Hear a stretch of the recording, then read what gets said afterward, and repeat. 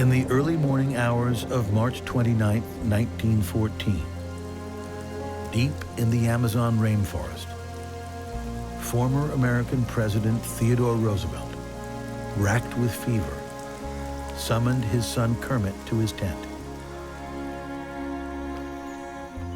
After traveling an uncharted river in Brazil for over a month, Roosevelt was too weak to continue. He told his son to go on without him.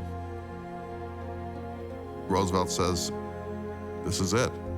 Either we all die, or I die and you all get out. Obviously, there's no choice. You have to leave me here. He had conquered so much. He had conquered every challenge that came his way. But now, for the first time, this force of nature has to bow down to nature's force. Theodore Roosevelt was now one of 21 men lost in one of the last unexplored regions on Earth, facing crippling disease, perilous rapids, and a jungle alive with threats. The Americans thought in the middle of the night the Indians could come in and slit your throat.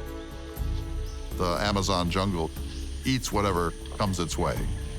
That whole environment consumes whatever moves through it.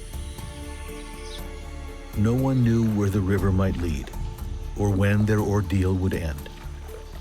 But one thing was certain.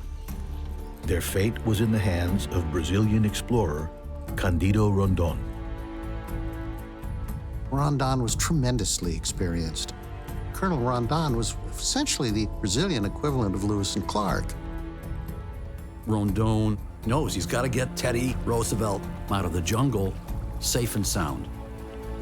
He can't have the President of the United States dying on him in the middle of the jungle. Don't let him die.